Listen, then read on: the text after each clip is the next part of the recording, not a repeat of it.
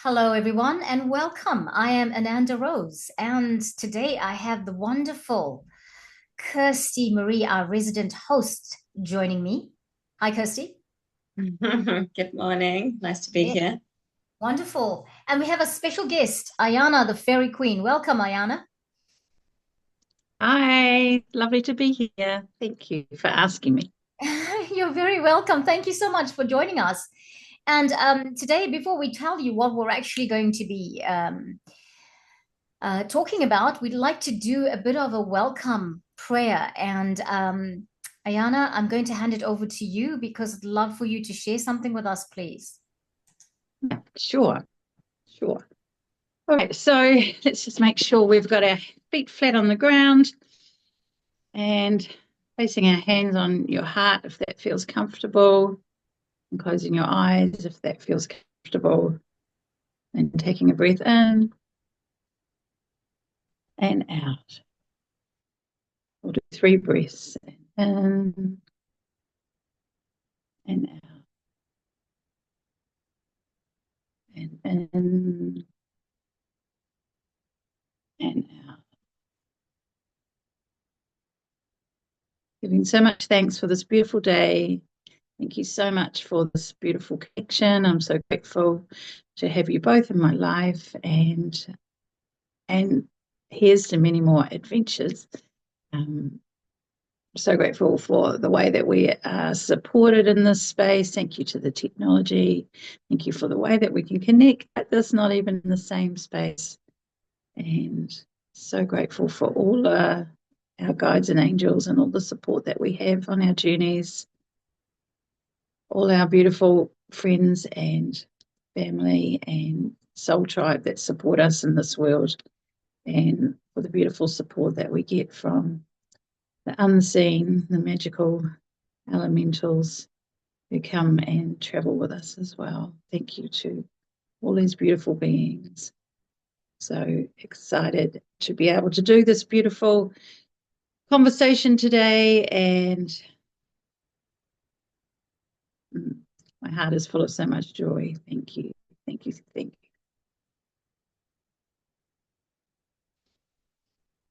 you. Thank Yeah. you for that. Beautiful.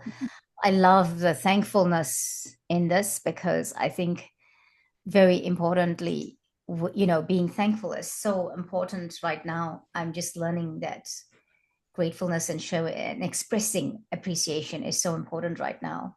Continuous expression of appreciation because it's changing the vibration, isn't it? Yeah. Yeah, yeah. So, what are we talking about? Why are we here, the three of us together? Well, I'll tell you why. Because we were at Castle Hill last week. Now, I thought that we should have this chat. And before I knew it, Kirsty Marie was saying, "Oh, we thought we should have a chat about Castle Hill and talk about synchronicity." Just before I could express it, she proposed it. And I thought that was great. It was always going to happen. So, how did you find Castle Hill? And we'll bring some context to what Castle Hill is very shortly into the conversation. How did you find Hill, ladies? Mhm.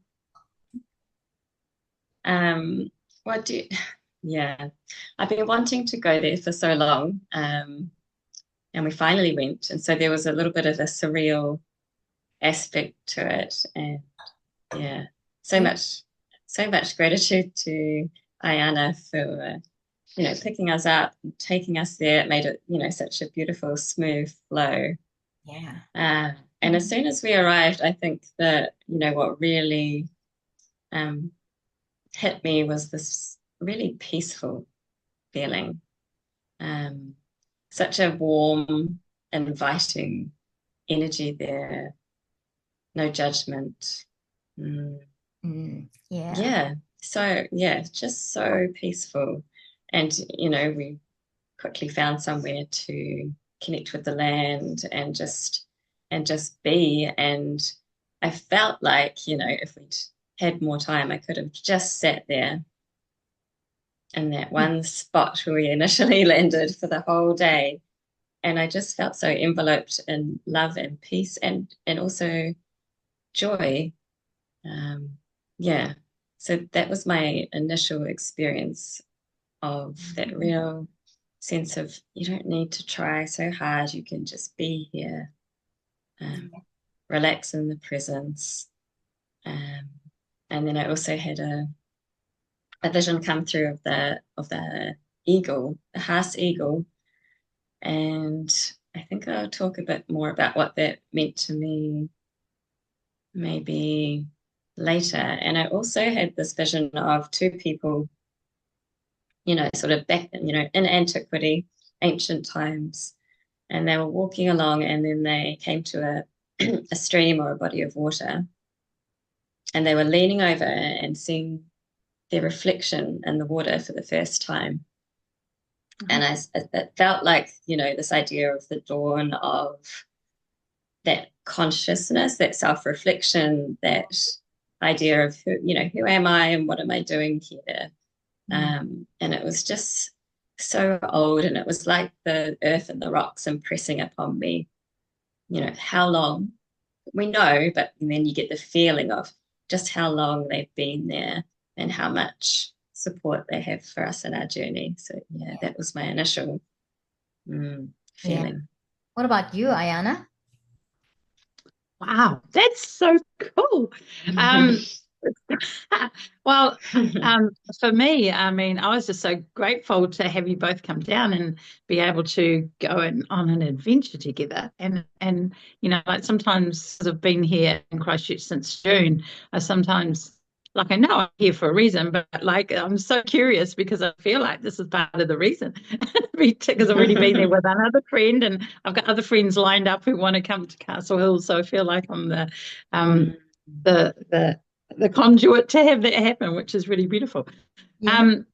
Yeah. So that just felt so nice for me to be able to share that with you, and to be able to take care of you and make it nice and easy, and all of the magic that happened on the way, just even when we were talking in the car, and I didn't know who your friend's friend was, and then once you said her name, I didn't know who she was. And then we drove past her standing on the side of the road, so that was pretty cool. So those synchronicities, of course, are just so magical, right? And you totally know you're on the right path. So, and then for me, entering the space, the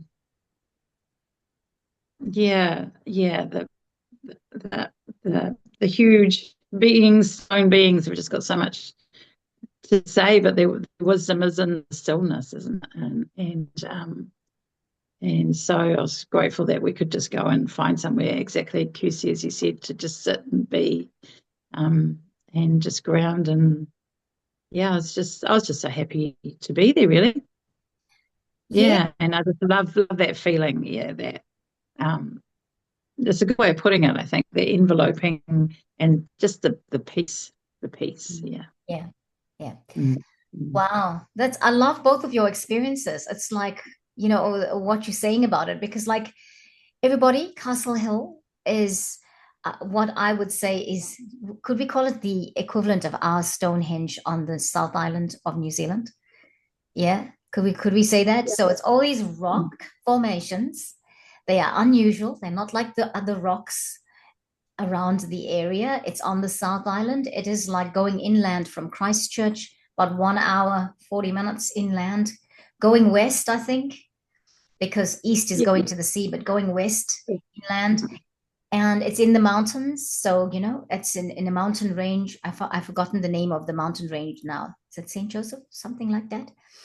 And it's this hill where these rock formations almost look like a castle on the hill, and so Castle on the Hill. I'm thinking about that song by Ed Sheeran. But anyway, that it's these rock formations. Now, I am doing a very bad job of explaining Castle Hill. And by the way, Christchurch, if anybody doesn't know this, is on the South Island of New Zealand. And so for us to go down there, we would have to either drive and cross over the water to the Cook Straits to get onto the South Island, or we flew down there. We took the flight option. We took the quick option because we didn't have time like that. But we went there, and we had a desire. Kirsty and I had this desire not knowing that the other one was feeling like that. And then a few months ago, I expressed mine because I was trying to get down there. And then she said, "Oh, I also feel like I need to do that. It's one of those things I need to do." And so it just all teed up at this time. And one of the best things about this was we were so blessed by Aiyanna's hospitality, Aiyanna and Wayne, the love and hospitality. Aiyanna took us there. That's the amazing thing, is that she took us there. And we stayed at their home, which is on the seafront. I mean, like, wow. That's what we had. You see, if you let the universe just gift you things, just be in the grateful space and let the universe gift you things, it all aligns. And yeah, we can talk about the alignment with Mark McAllister and Una, because we didn't know you knew Una. And then suddenly we were driving there, and I mentioned, oh, Mark McAllister's friend is Una. And 10 minutes later, we go through another town as we're going to Castle Hill, and there's Una standing outside the car, waiting to cross the street. And you say, oh, there's Una there, because we didn't know what she looked like. I was like, that's like, what? That's got me twinkling. I feel all these twinkles like, bubbling every time I think about it. The whole Mark McAllister and Una experience for us, how we teed up with them, even finding them at the stream by under the rock, I mean, the stream going into the cave, that was like, what is happening here? Everything was perfectly timed. And Aiyanna, thank you so much for making this possible for us, for being the conduit for this. And actually, it's so big. I was there at your place and I was thinking, this is the vision of the future. This is how we will be in the age of Aquarius, where we support each other like that, So thank you so much for that. Right. I gave a description of Castle Hill. Aiyanna, do you want to say something more? Or Kirsty, do you want to explain something more about Castle Hill? Tell us more about if you know about the history. I know very little about the history. But you tell us more that you know of it. That would be great. And then we can talk about our individual experiences after that. Okay, well, okay. No, you go, Kirsty. I mean, I was going to talk about the Orion alignment. So that's what I want to talk about. So if you've got something else to share. Oh, yeah. I was just going to say, it's also, Castle Hill is also referred to as Pura Tawhiti. And some people call it the birthplace of the gods, which is a pretty lofty description. But there's this sort of feeling or theory that perhaps people from all around the world visited this place in antiquity. And it feels like that.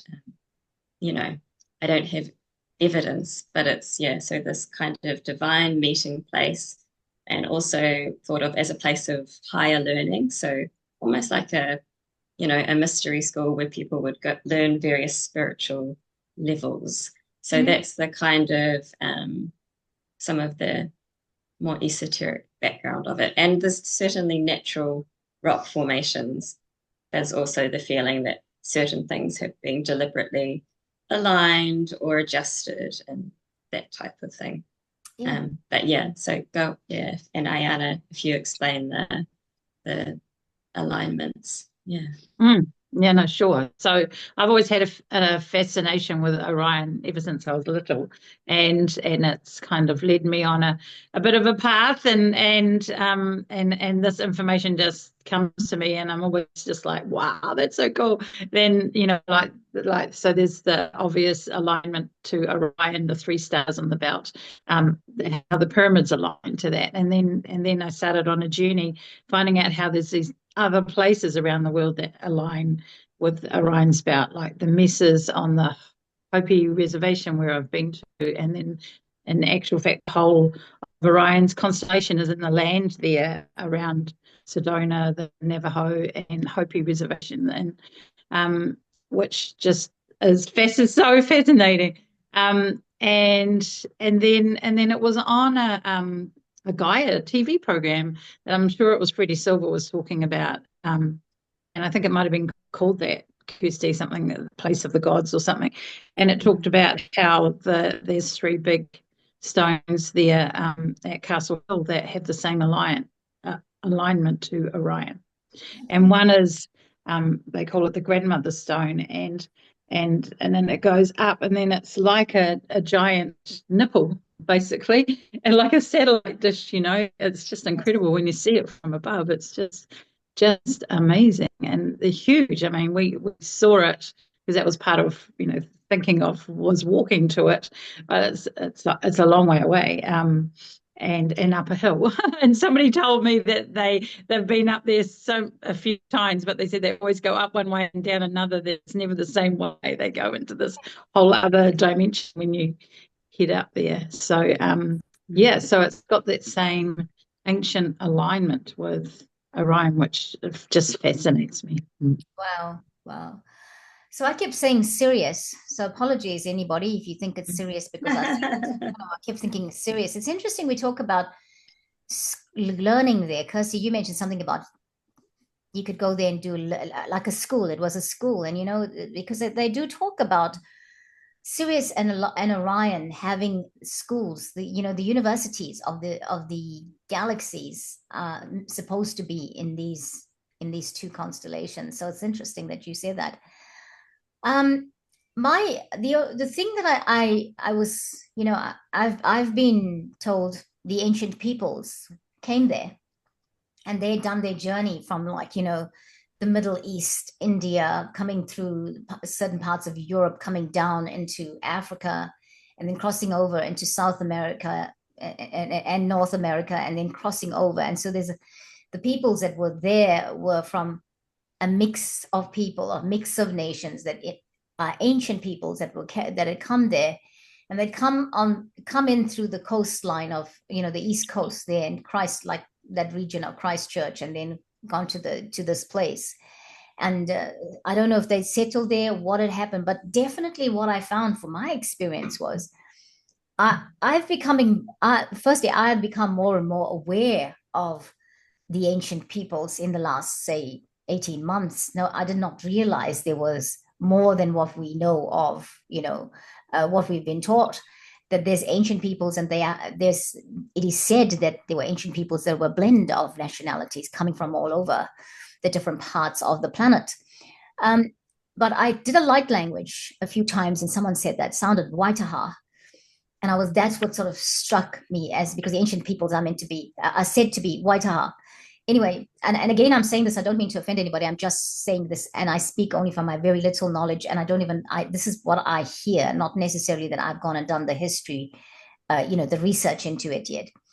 However, so it's become more and more that my light language is like that, and I just kind of felt that I need to go and see what this place is about. I need to go there and see if I have any experience or any recollection of anything, and that's what drew me to Castle Hill. And my feeling was, when I got there, was I just felt like I was home. And all I wanted to do was lie on the ground. This is not like me. I was, and you girls were there, the behavior. I was suddenly taking my layers off because I started to get really hot. Of course it was hot, but it was like, I just felt comfortable enough to be there and just lie on the ground. There wasn't bugs biting me or anything. And usually I'd be concerned about this, I'm not a farm girl, and I'm not that inclined with nature that I'd lie on in the dirt or whatever.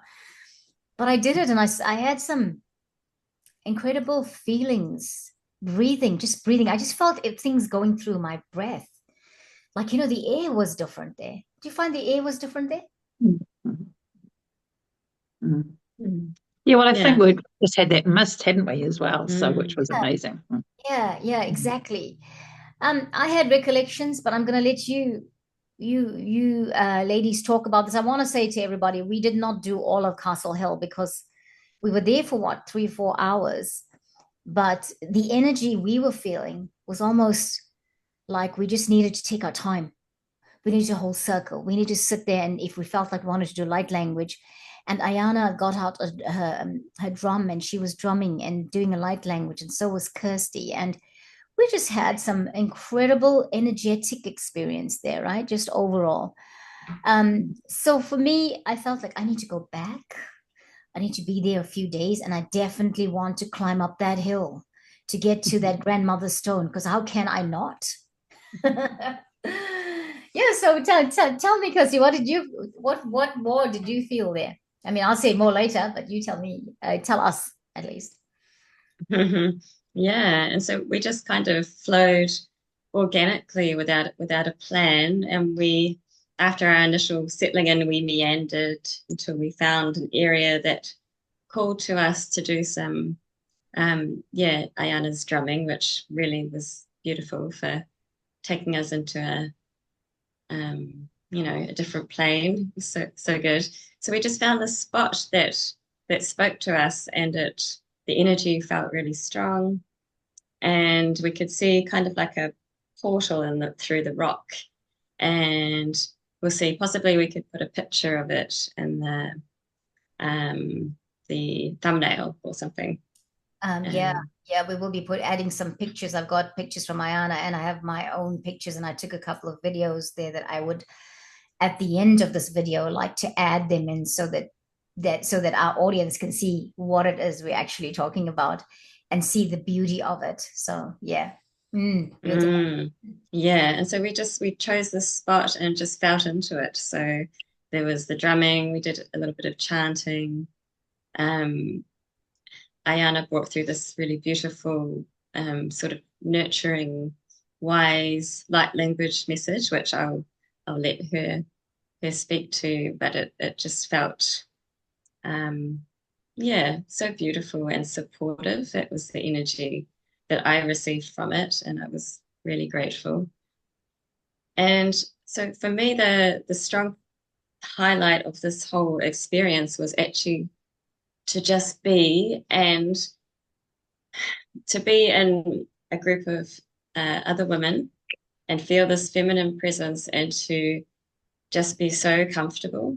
Because I think, like a lot of other women, I've had, issues over the years with being comfortable in sisterhood and female relationships and friendships, and to feel kind of safe and honored and nurtured in those.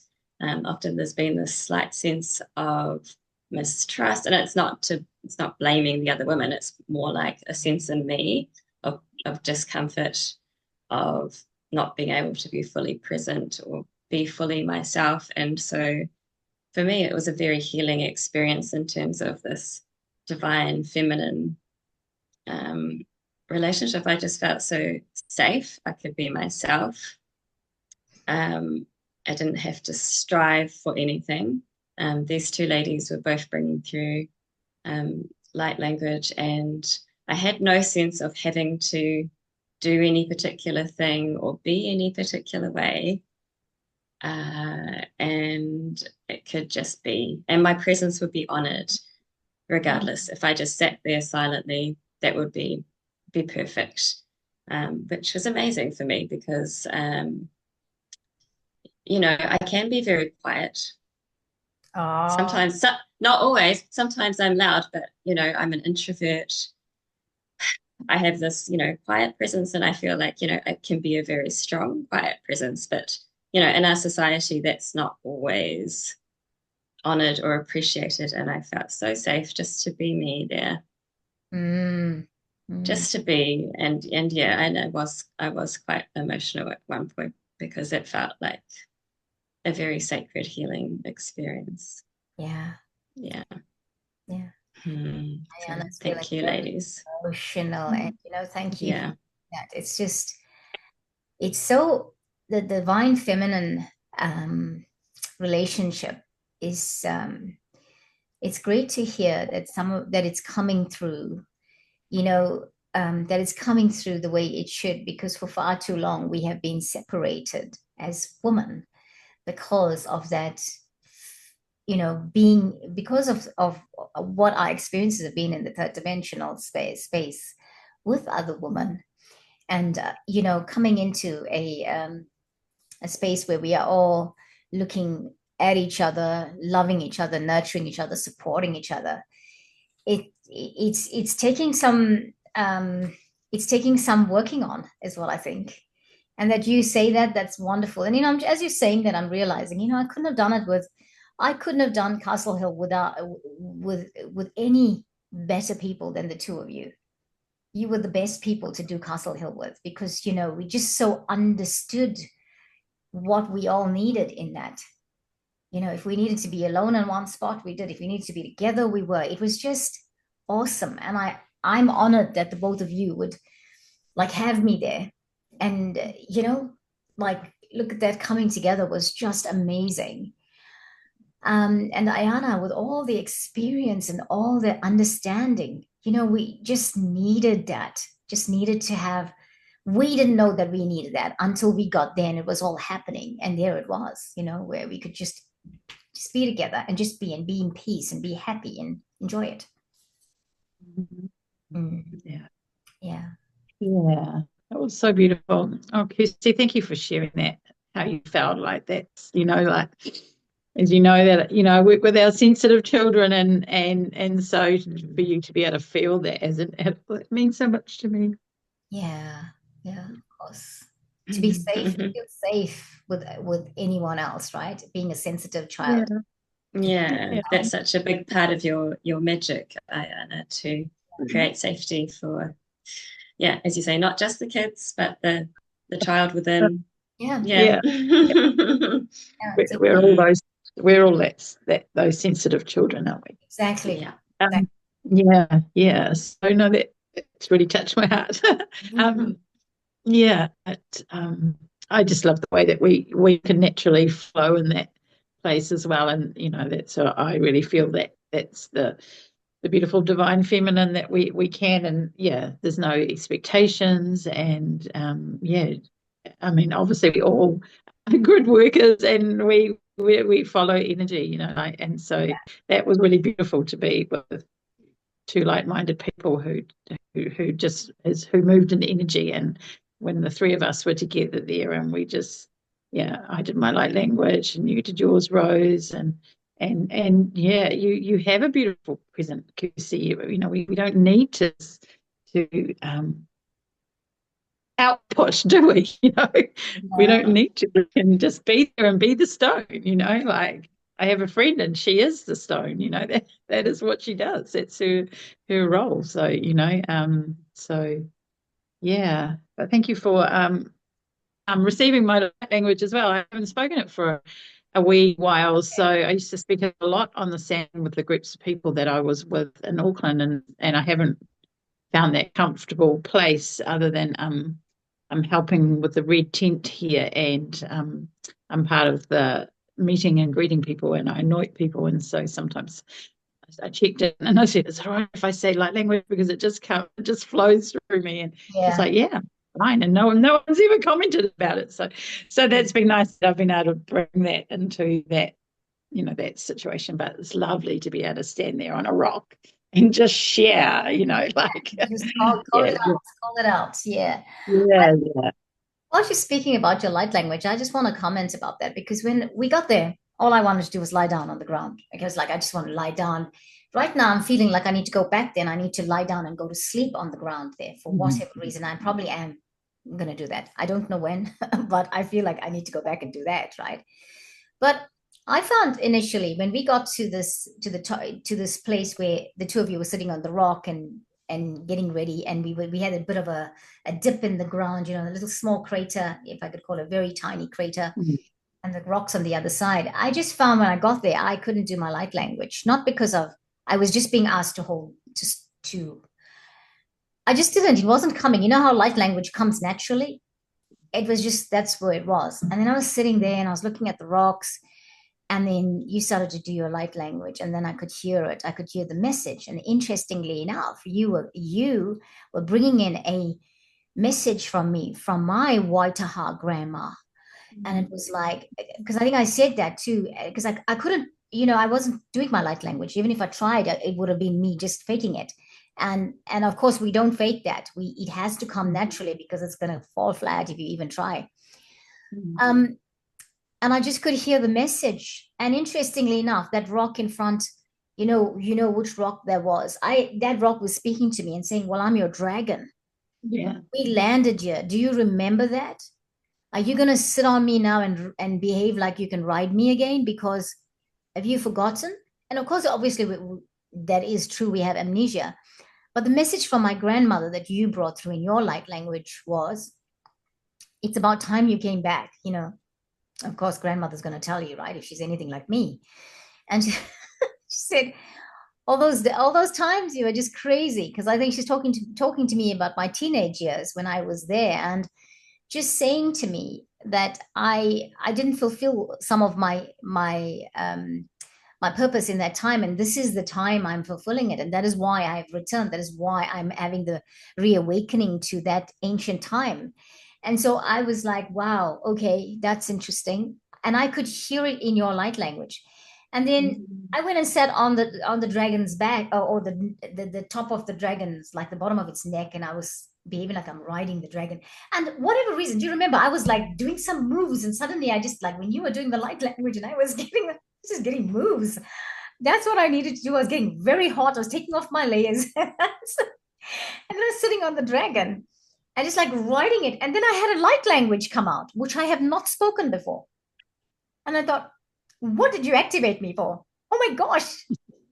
So thank you for that. And since I've come back, that light language is coming out now and then. It's still coming out. Yeah.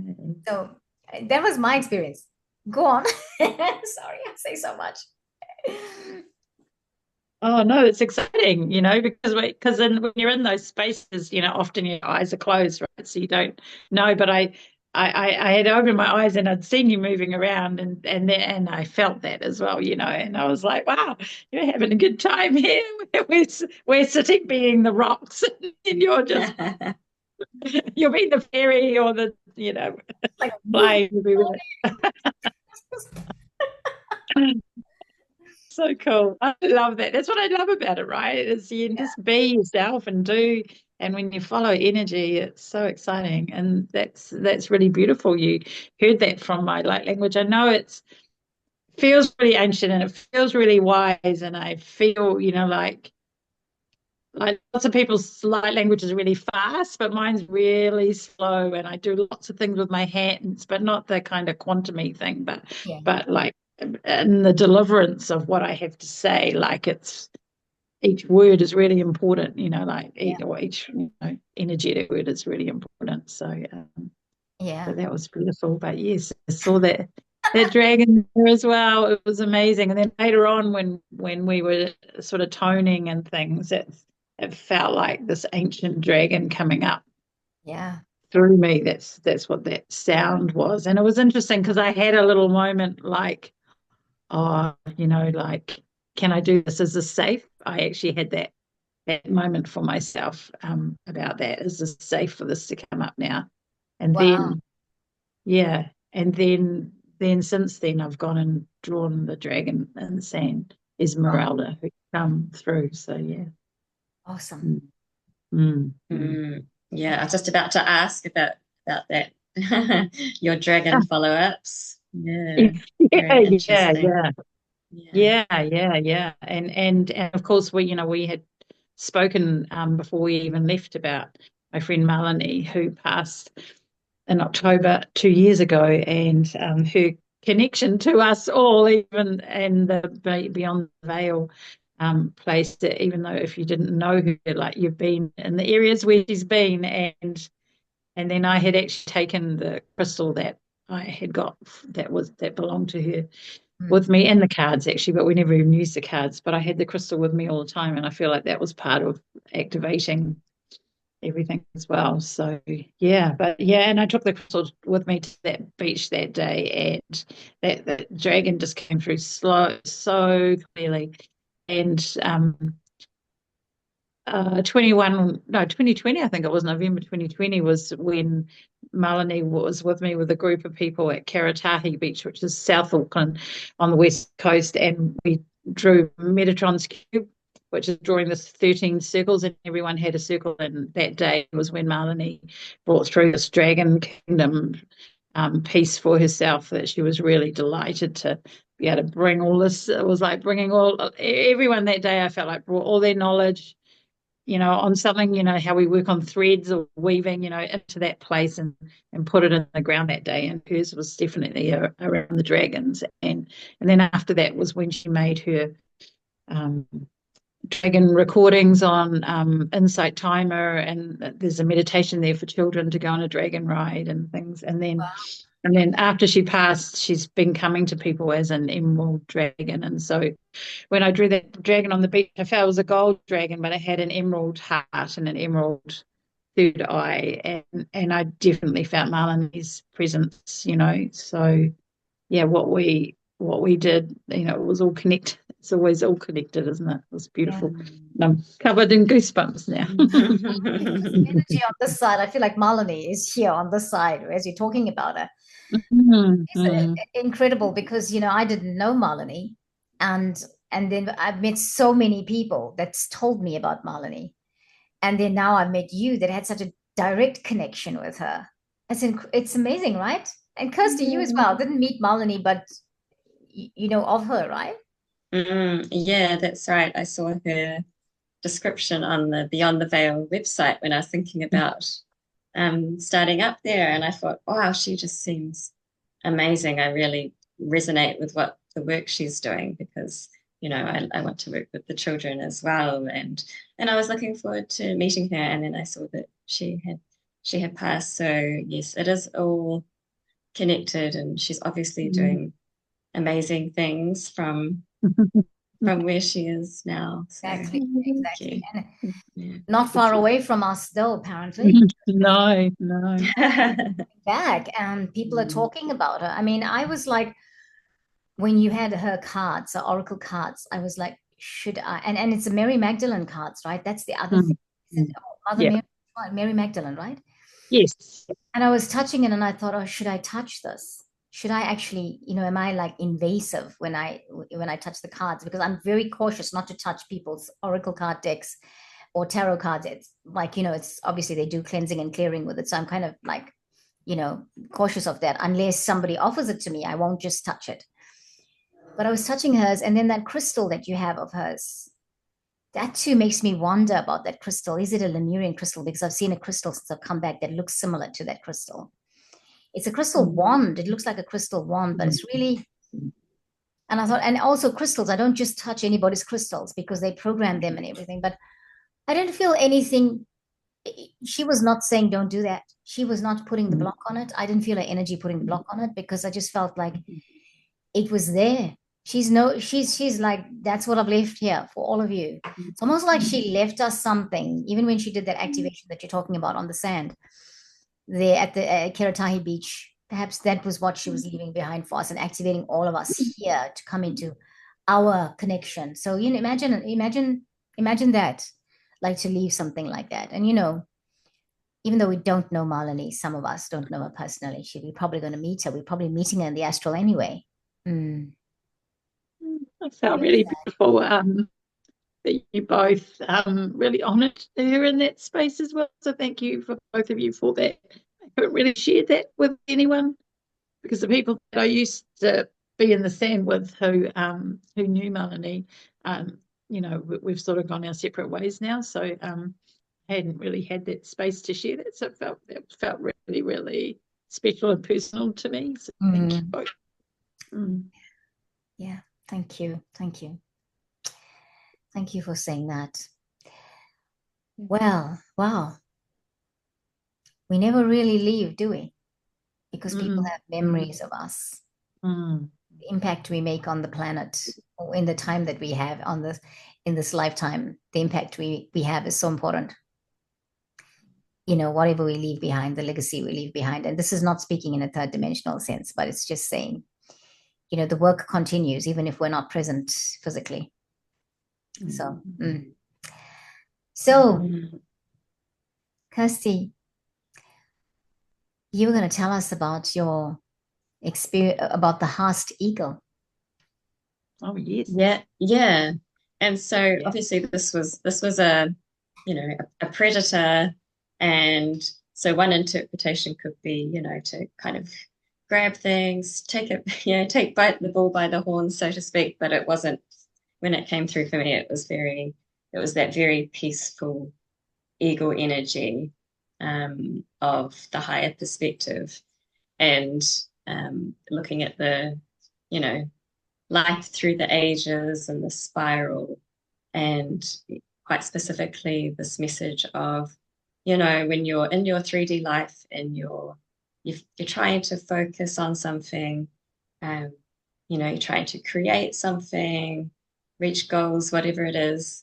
If it's not kind of working out the way you expected, do that, zoom out and look at it from that much, much higher, even other dimensional perspective, and look at it like that, which is kind of an obvious but all-encompassing message, really. And that energy has just been traveling with me, and I feel a lot of peace and joy and great energy, actually. It's like I was gifted with this energy from that sacred ground, to help me flow forwards and into whatever comes next. So yeah, just really beautiful. And then, as these things happen, I had this initial image of the eagle. Then we were walking around and there was a big sign at the site about the house eagle. And I was like, oh yeah. And then when we stopped in Wellington Airport on the way home, Rose, and, of course they've got these massive house eagle sculptures hanging from the ceiling. So yeah, strong message. And I'm sure more will still be to come from that.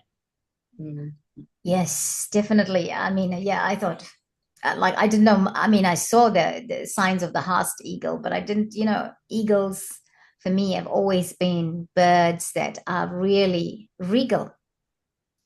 Because of the way they're always up and the heights, right, on the mountain tops. That's where they put they're meant to be nesting and things like that. And how they kind of represent parenthood in some ways, or the universe's relationship with us, or our monadic selves relationship with us, because it's like they're so high up there, and when they're teaching their young to fly, they sort of kick them. It's almost like they drop them from the top so that they can fly, so they can have that experience, to teach them to fly and have the experience of flying. So it's it's like that survival thing. Okay, if I don't fly now, I'm going to fall to the ground or whatever. Eagles have a different way of how they teach their young, as the little bit of knowledge that I have about it. But it's like, yeah, it's just incredible that the eagle turn out, that we have that eagle turn up in our space. And then we got to Wellington Airport, and when you said, oh, there's it, and then I remembered, I think it was here when I was there the last time. I can't remember if it was something else, or whether it was something to do with the Lord of the Rings, or whether those eagles were there. But maybe they've been there for years. I don't know. Yeah, they have. Yeah. So, and for me, I've traveled with the Haast eagle for a few years in my sand magic, and it's been around the safety of our children, and so I drew a lot of big eagles with friends during COVID times, of the eagle, and from messages of love and protection. And I mean, I've always had that higher perspective, I know that from myself, and that's definitely one of my gifts. And the very first thing I drew in the sand, I started off drawing labyrinths, and then I was with a group of people. We'd just been to this sacred place, and I came back and we drew a labyrinth, and I just got my rake and started drawing, and I drew this big bird holding on to the earth that had New Zealand on the front. wow. And I've come to realise that's the Haast eagle, and that's the journey. That piece that I just drew that very first day is my journey. Like the Haast eagle, having the higher view, the bigger perspective, but the safety, and specifically the safety of our children, that's paramount to me. So so it's so beautiful. You found all of that, and when we read that on the sign, it was like, oh, that's crazy. Yes, I love that description, because that's basically what you said. It was like this really higher perspective. Remember, you had access to that, but it was not in the sense of separating yourself from the physical. It was also very grounded. Remember, you have access to that to bring to the earth, and that's kind of that safety aspect of it, like, you know, still feet on the ground. Mm. Yeah, but bringing in that energy. Yeah. Mm-mm. I was one of the things that I started to see there as we were walking through Castle Hill was firstly that there was some of the rocks really looked like those of Easter Island, like the rock formations that I've seen. I've not been to Easter Island, but seen on TV. Mm. So sometimes they look like these they look Places. like places, right? And I could see that in the rocks there at Castle Hill. Also, I thought, wow, where did Tolkien get the idea to talk about Oliphant in the Lord of the Rings? The last one, they talked about Oliphant, which we would say elephant, because some of the rocks looked like they were like herds of elephants. It's like they look like creatures to me. And I thought, wow, this is amazing. Like, they did not film the Lord of the Rings there, as far as I know, any part of it. But like, you do have to wonder, Middle Earth, it was all relative to that book, to the movie or whatever. And you could see those creatures in there. And I thought, oh gosh, do I have an overactive imagination? But no, they are in the rocks. You can see them. So yeah, just very interesting when the two of you were sitting on the rock and doing the language. You were doing your humming and then going into like toning and going into your light language. And I could hear someone else doing toning with you. And I promise you, that was not like a human that I could see anywhere around, because at that time there wasn't anybody really around us. And it wasn't any of the sheep in the fields. And I think there must have been cows somewhere too, but I didn't see the cows. But almost like I thought I could smell the dung of the cows. So anyway, but we didn't see cows, just saw a lot of sheep. But it wasn't any of those sheep that was doing this. And I thought, what is that? Who's that joining us? Who's that beyond that veil? Pardon the pun. That's observing. Yeah. Yeah. So anything more we want to share about Castle Hill? Because I just think it's important that we talked about our experience last week with Castle Hill, and that it was almost like, for me, I feel like it activated me for what is new, what is coming, because something is coming in my world. It's activated me for it was almost like I needed to go to Castle Hill, get an activation, and then move forward into the worlds that I'm about to move forward into. And that is activation, coming into the realization of what I'm here to do even more, like, to bring that more to the forefront, who I'm supposed to be with in terms of the work I'm doing, like who I do the work with. Perhaps we got shifted into another timeline, because I felt like some stuff that happened just before I went, whilst I was away, as I've come back, just got put into another timeline. I can't help but think there was a combination of things like that. We just gone through the new moon, then we went to Castle Hill, and coming out on the other side, and now going towards today is the full moon, right? So how did you feel? Like, did you feel like you had an activation for something new, Kirsty? Maybe.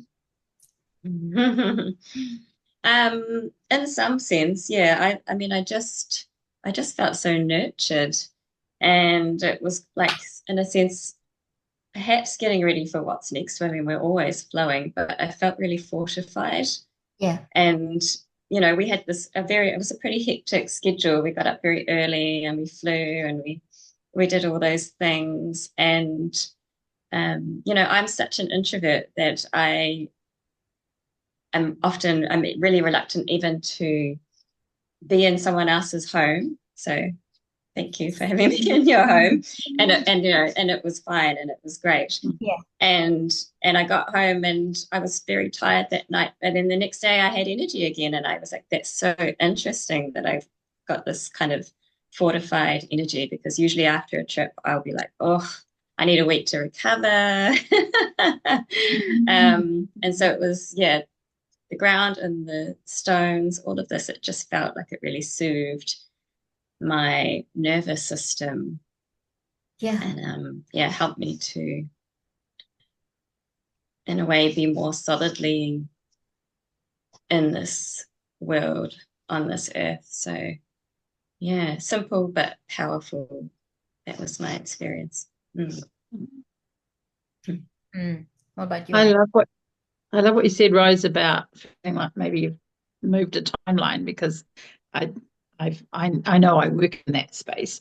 And in the sand, well, I see each grain of sand is a rock or a stone from a different place in time, right? So, so I feel like I'm constantly working with those timelines, but I always come from the place of, the highest light and the highest good for all. So that's really interesting. I hadn't thought about that, but what's happened for me since is there's a lady coming who's here from South Africa visiting, and she's coming on Monday to do some sand with me with a couple of other ladies. But she sent me a message saying she really wants to film me because she wants to make it into a TV program. Oh, So I didn't wow. know that.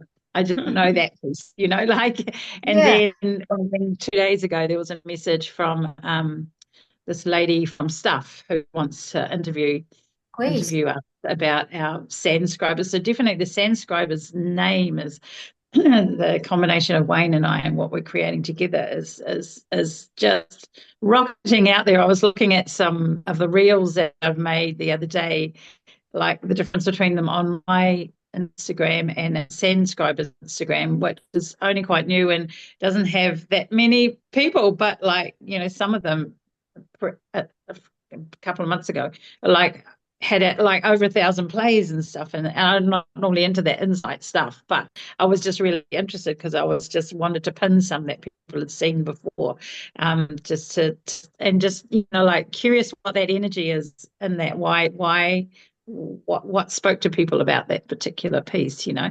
And one of them was a piece that I actually did some words on it and said, this is, people always ask me what happens when the sand takes the creation away, so it was Yeah. just helping me get into that psyche about people, because people ask me that all the time. So that was super amazing. So that was another person. So I feel like I'm being asked to be a lot more visible. We're going through the process of we've bought our shirts now to get our logo put on for, because we are going to be on TV in a couple of weeks' time. So so it feels like we're being really prepared for this piece, which is going to be a launching pad, but there's all these launching pads before that as well. So which is exciting, really exciting. Yeah, that's really exciting, and congratulations on that, actually, because Thank you. it's another aspect of life coming to the forefront, right? Isn't I mean, you couldn't have imagined.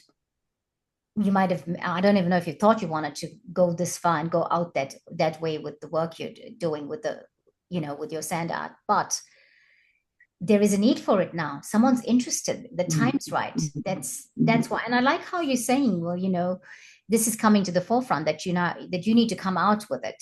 And you're not trying to come out. People are just coming to you to bring you out, which I think that's really talking about the natural flow of things. Because quite often we think we need something, and this is what we know. When you want something, go out and get it.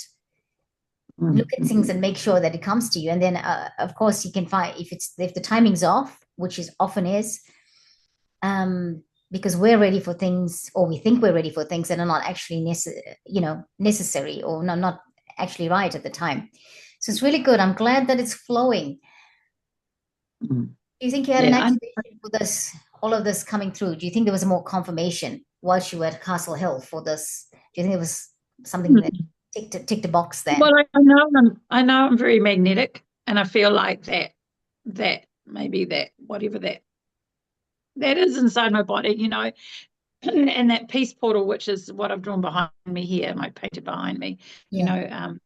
how I drew that was a circle, and then the circle, but not in the middle. They all start from the same point at the bottom, Yes. but I've drawn the electromagnetic field. That's what that is, and I saw a picture of it the other day,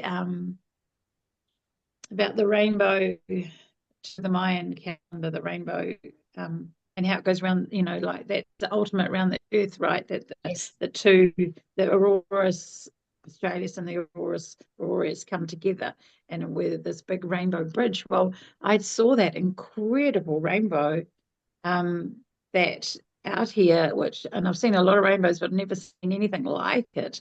And because I was right on the beach, it was being reflected on the beach as well. So the Wow. photo I have is nearly a whole circle rainbow, but I saw in this reality.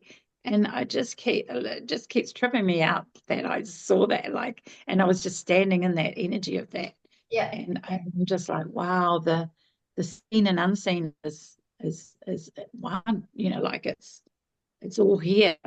I guess that was my message. So yeah, so that's been a massive message since then, that hope walk we did. And so that was after there were rained, it was light rain as we did the walk. So this is the hope walk is about people who've committed suicide and supporting the families. Yes. And so it just started raining as we walked down the pier, and then coming back it stopped raining, and then this rainbow appeared about half an hour later and was in the sky for like 15 minutes.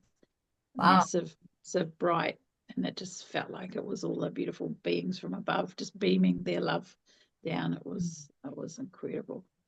Wow. Awesome. Really awesome. So one of the things that I'm thinking I need to mention, because I wasn't going to talk about it, but I think I'm going to mention it because I feel like, Kirsty, you kind of, some of the things you're saying today has made me reflect on my week since I've come back. There's been a lot of stuff going on that's kind of taken me away. That's almost moved my thought patterns away from Castle Hill because it needed my attention since I've come back. I had to sleep a lot since I come back from Castle Hill, just to say. And then I was saying to my guides, well, I've got things to do, and I've got some really urgent stuff to do, and I've got to address certain things. And they were like, this is what you need right now. Just do it. We are taking care of everything. You don't see it, but we are taking care of everything.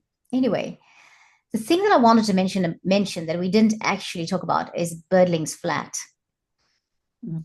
We went to a place, everybody, called Birdling's Flats. Now, where it's going towards the sea, and it goes east of Christchurch, so the opposite direction of Castle Hill. So this was the first day that we were there. I had to see a property. I was watching this property online for quite a few months. I felt guided to it. Over time, I got to hear from my guides that there was a portal there. It's the Great Feline Portal. And I thought, oh gosh, we're going down there, and I feel like I should ask Aiyanna if she would take us there, if she could do that. And she was very, very, very kind and gracious and said, of course, we can go there. But we got there, and of course we saw the portal. The portal's not like I thought it was on the land, where the house is, but it's actually across from the house. But I don't know what's with that property, and whether I'll go back to it or all of that. I have done inquiries into it and all that. I don't know yet. I've just kind of did what I felt intuitively we needed to do. But the highlight for me was not just going to this property, because when we got to the property, I'll just say very quickly, it was on sale, and then it was taken off the market. But we got there and we looked at it. We went and looked in, and they're doing renovations to the property. So we'll leave that there. And we'll find out over time what that happens, what that means. Anyway, but we went around the corner. Just behind this property is a place called Birdling's Flats Beach. I don't know if it's flat or flats, but we almost had this time of rejuvenation. Yes, Kirsty, we were finishing very quickly. Sorry about that. We almost had, sorry, Kirsty's telling me that she needs to go soon. We almost had this rejuvenation before we saw Castle Hill, because when we got to Birdling's Flats Beach, the stones on the beach, on the shore, were all flattened. They were flat stones, right?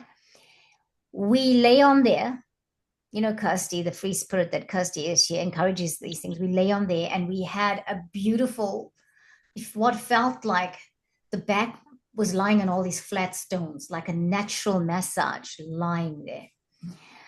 I have never done that in my life. I've always wanted to. I've dreamt of doing it. I've done it on the sand, not on these hot stones, naturally hot stones. I loved it. So thank you, Kirsty. Thank you, Aiyanna, for that awesome experience. I needed to talk about that. Yeah. Yeah, it felt very regenerative to lie there. It's beautiful. Yeah, we were like, I feel like now in hindsight, we were set up for it. So, anything else to say to the both of you before we go?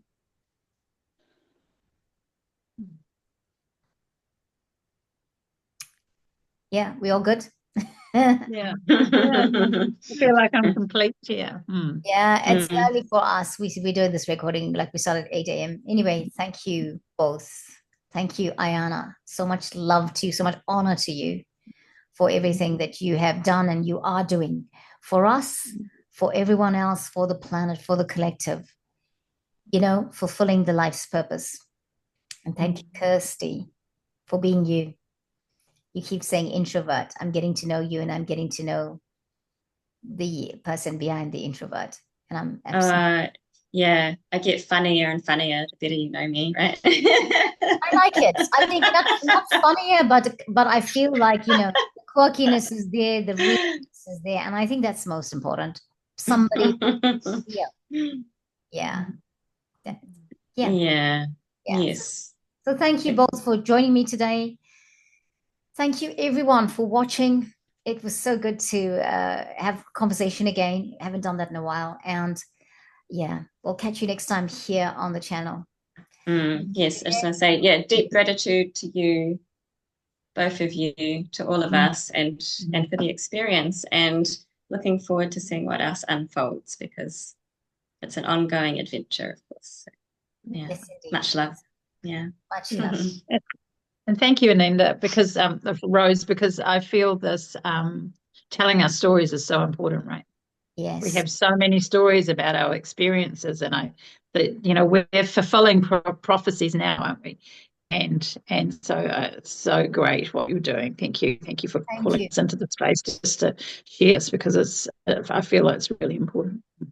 Thank you. I keep hearing Waitaha grandmothers. I'll leave that with you. Yeah. Thank you, everyone. Catch you next time. Namaste. Namaste.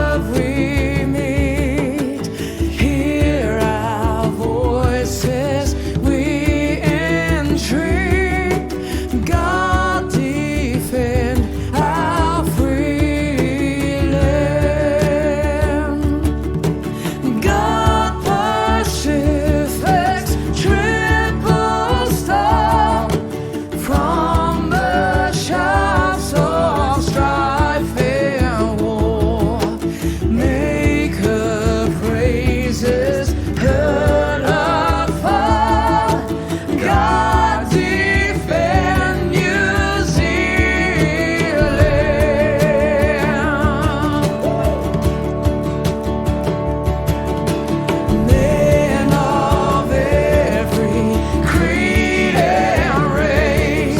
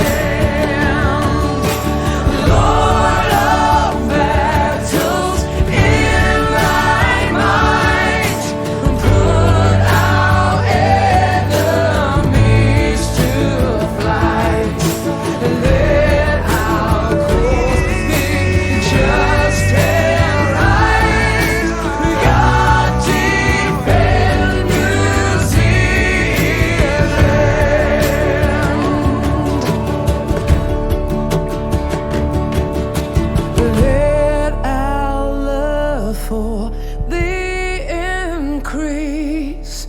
May thy blessings never cease. Give us plenty, give us peace.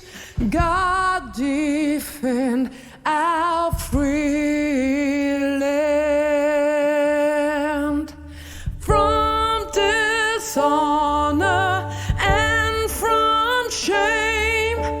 God, our country's spotless name. Crown her with immortal fame. God, defend New Zealand.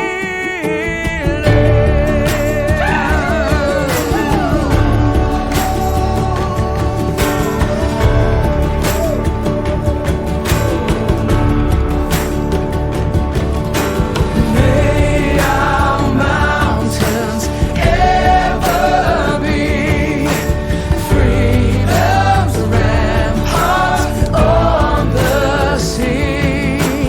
Make us faithful unto thee. God, defend our free land. Guide her in the nation's land, preaching love and truth to man, working out thy glorious plan. God, defend New Zealand.